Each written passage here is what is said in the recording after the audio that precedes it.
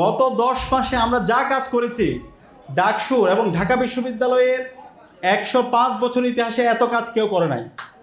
আমরা দায়িত্ব নেওয়ার পরে অনেকে বলেছিল আমাদের কোনো এক্সপেরিয়েন্স নাই, আমরা পারবো না, আমাদের অধীনে নারীদের জন্য আমরা নিরাপদ ক্যাম্পাস গড়তে পারবো না। কিন্তু আলহামদুলিল্লাহ আমরা 10.5 মাসে আমরা প্রমাণ করেছি কিভাবে কাজ করতে হয়।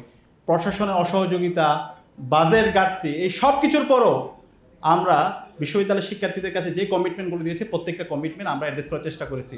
বিশ্ববিদ্যালয়ের দীর্ঘদিনের সংকট, আপনারা জানেন বিশ্ববিদ্যালয়ের আবাসন সংকট। আপনাদের সন্তানরা যখন ঢাকা ইউনিভার্সিটিতে পড়তে যায় সুন্দর একটা পড়ার টেবিল পায় না, এক রুমে গাদাগাদি করে, এই যে আজকে আমরা যেখানে আছি এরকম রুমে 500 থেকে 600 স্টুডেন্টকে একসাথে থাকতে হইতো।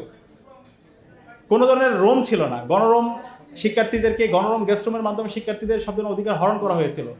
আমরা দায়িত্ব নেওয়ার পরে এই ক্যাম্পাসে গণরুম গেস্ট রুম কাছে চিরতরে বন্ধ করে দিয়েছি এবং এই যে গণরুম সেটাকে আমরা রিডিং রুমে স্থাপন করেছি। এবং বিশ্ববিদ্যালয়ের আবাসন সংকট যেন না থাকে, 2841 কোটি টাকার যে প্রকল্প, সেই প্রকল্পের আওতায় বিশ্ববিদ্যালয়ে ছাত্র এবং ছাত্রীদের জন্য মোট 10টা হল নির্মাণ হবে। এবং চাইনা সরকারের সাথে আমরা কোলাবোরেশন করে নারী শিক্ষার্থীদের জন্য 1500 সিটের একটা হল নির্মাণ কাজ ইতিমধ্যে আমরা শুরু করে দিয়েছি। তো এই হলগুলো আশা করতেছি আগামী 1 থেকে 1.5 বছরের মধ্যে হল নির্মাণের কাজ শেষ হয়ে যাবে। এটা যদি হয় ইনশাআল্লাহ ঢাকা বিশ্ববিদ্যালয় আর কোনো আবাসন সংকট থাকবে না। একই সাথে আপনারা জানেন সেন্ট্রাল মসজিদ, 65 বছরে এই মসজিদে কোনো সংস্কার হয় নাই। আমরা দায়িত্ব নিয়ে এই মসজিদের সংস্কার করেছি, প্রায় 3.5 কোটি টাকার কাজ করেছি। এখন পর্যন্ত প্রশাসন আমাদেরকে বিভিন্নভাবে অসহযোগিতা করছে, এরপর আমরা আমাদের কাজ করে যাচ্ছি।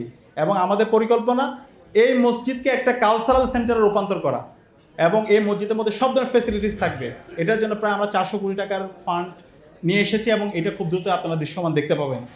এর বাইরে আমাদের নারী শিক্ষার্থীদের জন্য আপনারা জানেন 65 লক্ষ টাকা খরচ করে আমরা জিমনেশিয়াম তৈরি করেছি। বিশ্ববিদ্যালয়ে 105 বছরের ইতিহাসে সান্ধ্যকালীন বাস ছিল না। অনেক শিক্ষার্থীদের তাদের টিউশন থাকে, তাদের ক্লাস থাকে, আমরা রাত 9টা 8টা পর্যন্ত তাদের জন্য সান্ধ্যকালীন বাস সার্ভিস চালু করেছি, শনিবারের বাস সার্ভিস চালু করেছি। এরকম অসংখ্য কাজ আমরা ইতিমধ্যে কী কী কাজ করেছি সেটা তালিকা তৈরি করেছি। আলহামদুলিল্লাহ এখন বিভিন্ন রিপোর্ট হয়েছে, সার্ভে হয়েছে, সেই সার্ভে রিপোর্ট অনুযায়ী বিশ্ববিদ্যালয়ের 80 থেকে 85% শিক্ষার্থীরা তারা আমাদের কাজের উপর হ্যাপি এবং তারা মনে করে আমাদের লিডারশিপে স্টুডেন্টরা ক্যাম্পাসে তাদের পড়াশোনার পরিবেশ বেড়েছে এবং ক্যাম্পাসে ভায়োলেন্স লেভেল, মারামারি একদম শূন্যের কোটায় চলে এসেছে। তো এই কথাগুলো বলার মূল কারণ হচ্ছে আমরা মাত্র 10.5 মাস সময় পেয়েছি।